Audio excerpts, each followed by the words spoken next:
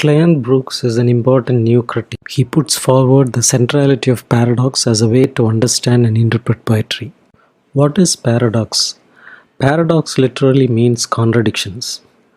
Cleanth Brooks claims that the language of poetry is a language of paradox. In other words, the language of poetry is a language that expresses contradictions. It is these contradictions that hold the poetry together. These contradictions make the poem meaningful. Paradox is the language of sophistry. Sophistry is the clever use of arguments that might appear true but are really false in order to deceive people. The use of paradox in a poem tells us how cleverly a poet uses his or her language to arrive at a meaning, and how cleverly a poet uses language to convey his imagination. The language of paradox is a hard and witty language.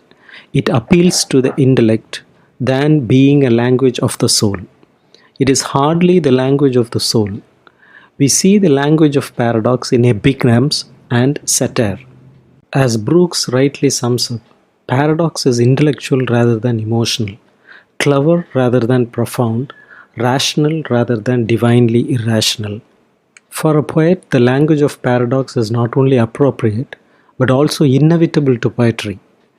While a scientist needs a language free of paradox to express truth, the poet can approach poetry only in terms of paradox. In this essay, Brooks explains how language of paradox works in poetry by giving us many examples. The first example Brooks gives us is Wordsworth's poem Ode to Evening. Ode to Evening is based on paradoxical situation. Wordsworth describes the evening as beautiful, calm and free. Imagining evening as a holy time, Wordsworth compares the quietness of evening with a nun, who is in breathless adoration towards God. The nun, as we know, is in continuous worship towards God.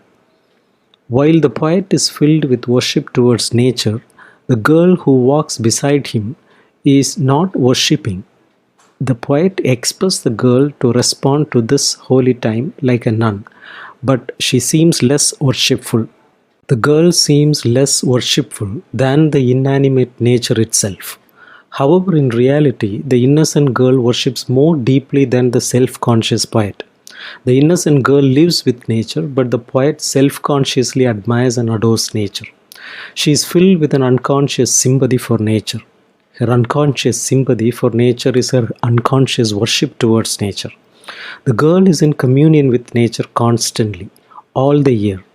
Her devotion is continual, but that of the poet is sporadic and momentary. This is the paradox. This explains how the poet uses contradictions to convey the meaning. The comparison of the evening to the nun has more than one dimension. The calmness of evening corresponds to the trappings of the nun, visible to everyone. The girl's innocence is a symbol of continual worship that stands in contrast to poet's devotion to nature. Brooks also analyzes Wordsworth's composed on Westminster Bridge. In this poem, the city in the morning light presents a picture which is majestic and touching to all, but the most dull of soul. The poem says very little about the sight.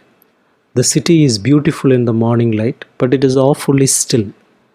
Wordsworth gives in for some flat writing with his imageries in the poem. It appears strange to the poet that the city should be able to wear the beauty of the morning. Mount Snowdon, Skiddaw, Mont Blanc, all of them wear it by natural right, but not the grimy and feverish London.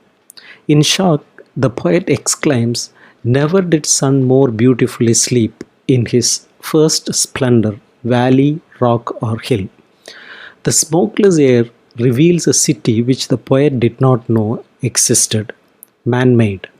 London is part of nature too. It is lighted by the sun. Wordsworth writes, "The river glides at his own sweet will." A river is the most natural thing that one can imagine. It has elasticity, the curved line of nature itself. The poet does not regard this as real river, but it reveals itself as part of nature. The poem closes with these lines, "Dear God, The very houses seem asleep, and all that mighty heart is lying still. The city, in the poet's insight of the morning, has earned its right to be considered organic and not mechanical. The stale metaphor of the sleeping houses is strangely renewed. The most exciting thing the poet can say about the houses is that they are asleep. He had counted them as dead, as just mechanical and inanimate. To say they are asleep is to say they are alive. They participate in the life of nature. The old metaphor, which sees a great city as a pulsating heart of empire, becomes revivified here. It is only when the poet sees the city under the resemblance of death that he can see it as actually alive, quick with life, which can accept the organic life of nature. In Preface to Lyrical Ballads, Wordsworth states that his general purpose was to choose incidents and situations from common life, but so to treat them that ordinary things should be presented to the mind in an unusual aspect. Coleridge writes that Wordsworth was to propose to himself as his object to give the charm of novelty to things of every day, and to excite a feeling analogous to the supernatural by awakening mind's attention from the lethargy of custom and directing it to the loveliness and the wonders of the world before us. From this, we know that Wordsworth was consciously attempting to show his audience that the common was really uncommon, the prosaic was really poetic. In Wordsworth, paradox is employed to evoke wonder and surprise. The neoclassical use of paradoxes insists on the irony rather than wonder. Brooks quotes Pope's The Essay on Man. In doubt his mind or body to prefer, born but to die, and reasoning but to err, created half to rise and half to fall, great Lord of things, yet prey to all. Here we see the irony of modern man. Though he is crown of all creation, he is prey to all. Wonder and irony merge in the lyrics of Blake. They merge in Coleridge's Ancient Mariner. Why do poets use paradox? Paradoxes transpire from the nature of poets' language, in which the connotations play as great part as denotations. In the perpetual slight alteration of language, words are perpetually juxtaposed in new and sudden combinations, as pointed out by Eliot, occurs in poetry. Alteration of language is perpetual and cannot be kept out. It can be only directed and controlled. The tendency of science is to stabilize terms, but the poet's tendency is, by contrast, disruptive. The terms continually modify each other, and this violates their dictionary meanings. The poetry has to work by analogies. All the subtler emotions, as I. Richards points out, necessarily demand metaphor for their expression. However, the metaphors do not lie in the same plane or fit nearly edge to edge. There is continual tilting of the planes, necessary overlappings, and contradictions. Even the most direct and simple poet is forced into paradoxes, if we are able to grasp what he or she is doing. Even the simple and straightforward poet is forced into paradoxes by the nature of his instrument. Some poets use paradoxes deliberately to get a compression and precision otherwise unobtainable. It is not a perversion, but an extension of the normal language of poetry. Donne's Canonization offers a very good example of how a poet uses the language of paradox to his best. The basic metaphor which underlies the poem is a paradox. The poet daringly treats profane love as if it were divine love. The canonization is not that of a pair of holy anchorites who have renounced the world and flesh. The hermitage of each is the other's body. But they do renounce the world, and so their title to sainthood is cunningly argued by Donne. The poem, therefore, is a parody of Christian sainthood. Modern man fails to understand the poem as a parody. Modern man sees paradox as a cheap trick and not as a serious rhetorical device. Therefore, either Donne does not take love seriously, Here he is merely sharpening his wit as a sort of mechanical exercise, or Donne does not take sainthood seriously. Here he is merely indulging in a cynical and bawdy parody. Neither account is true. A reading of the poem will show that Donne takes both love and religion seriously.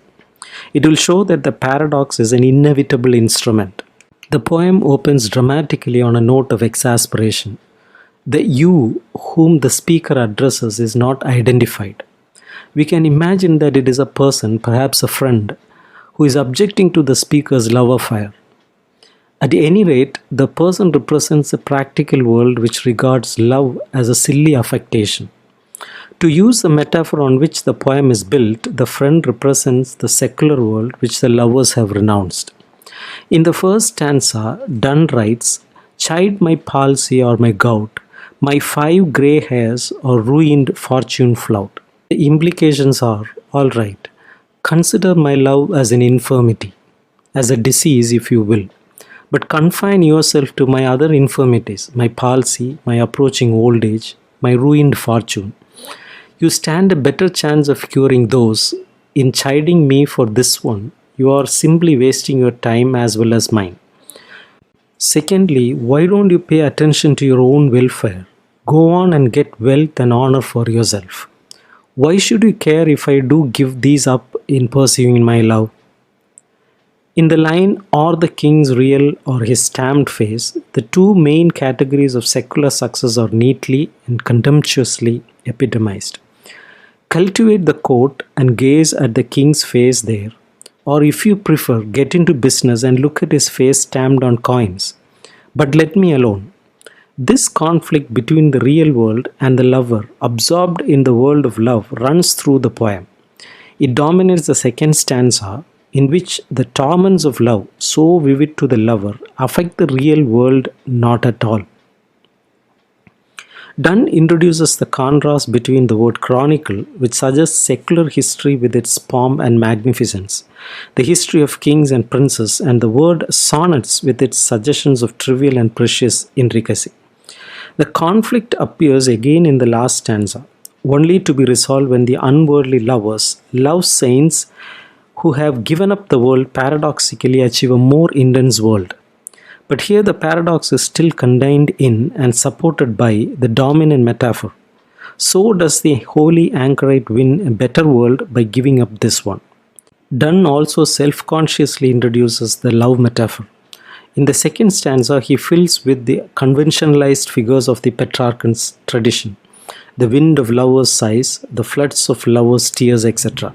These are extravagant figures with which the contemptuous secular friend might be expected to tease the lover. Their love, however absurd it may appear to the world, does no harm to the world. The practical friend need have no fears. There will still be wars to fight and lawsuits to argue. In the third stanza, the poet points out to his friend in an ironical tone the infinite fund of absurdities which can be applied to lovers. Call her one, me another fly. We are tappers too, and at our own cost die. Donne moves on from an ironic banter into a defiant but controlled tenderness when he compares the lovers to the phoenix. The effect of the poet's implied awareness of the lover's apparent madness is to cleanse and revivify metaphor. The opening line of the fourth stanza, "We can die by it if not live by love," achieves an effect of tenderness and deliberates resolution. The lovers are ready to die to the world. They are committed. They are not callow but confident. The basic metaphor of the saint, one notices, is being carried on.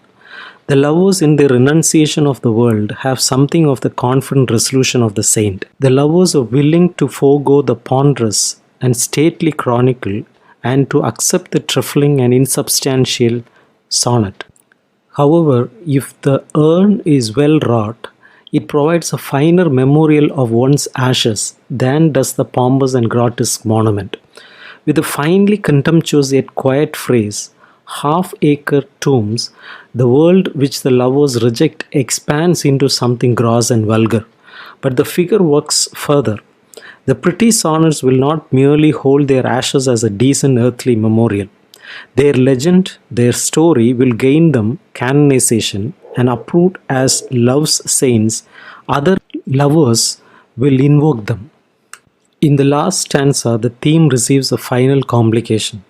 The lovers in rejecting life actually win to the most intense life.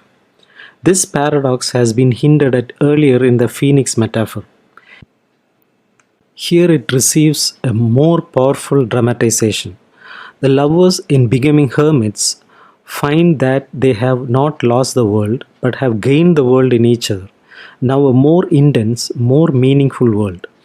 Donne is not content to treat the lovers' discovery as something which comes to them passively, but rather as something which they actively achieve. They are like the saint, God's athlete, who did the whole world's soul contract and drove into the glasses of your eyes. This image is that of a violent squeezing as of a powerful hand. And what do the lovers drive into each other's eyes? The countries, towns, and courts, which they renounce in the first stanza of the poem. The unworldly lovers thus become the most worldly of all. The tone with which the poem closes is one of triumph and achievement, but the tone is a development contributed to by various earlier elements. One of the more important elements which works toward our acceptance of the final paradox is the figure of the phoenix. The comparison of the lovers to the phoenix is very skillfully related to the two earlier comparisons, that in which the lovers are like burning tapers and that in which they are like the eagle and the dove. The phoenix comparison gathers up both.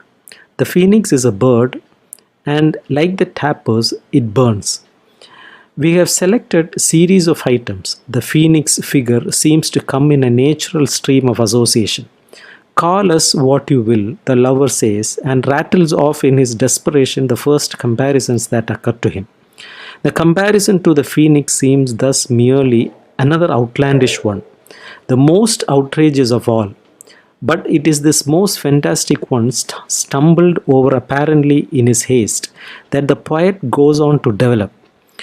It really describes the lovers best and justifies the renunciation. For the phoenix is not two but one. We two being one are it. And it burns not like the taper at its own cost but to live again. Its death is life. We die and rise the same. The poet literally justifies the fantastic assertion. In the 16th and 17th centuries, to die means to experience the consummation of the act of love. The lovers after the act are the same. Their love is not exhausted in mere lust. This is their path to canonization. Their love is like the phoenix. The word die is in a crucial position. Most important of all, the sexual submeaning of die does not contradict the other meanings. The poet is saying our death is really a more intense life. We can afford to trade life for death, for that death is the consummation of life. After all, one does not expect to live by love, one expects and wants to die by it. But in the total passage, he is also saying, because our love is not mundane, we can give up the world. Because our love is not merely lust, we can give up the other lusts, the lust for wealth and power. Because, and this is said with an inflection of irony as by one who knows the world too well, because our love can outlast its consummation, we are a minor miracle, we are love's saints. This passage, with its ironical tenderness and its realism, feeds and supports the brilliant paradox with which the poem closes. The poet has actually before our eyes built within the song the pretty room with which he says the lovers can be content. The poem itself is the well-wrought urn which can hold the lovers' ashes and which will not suffer in comparison with the prince's half-acre tomb. How necessary are the paradoxes? Donne might have said directly, love in a cottage is enough. The language of the lovers and that of the religion is paradoxical. Donne quotes from the Bible, he who would save his life must lose it. The last shall be first. Brooks suggests that the only way by which the poet could say that what the canonization says is by paradox. More direct methods may be tempting, but all of them distort what is to be said. Without paradox and its twin concomitants of irony and wonder, Donne's poem becomes biological, social, and economic. The lovers in the poem become divine because of the supernaturalism conferred upon them. Paradox violates science and common sense. It welds together the discordant and the contradictory.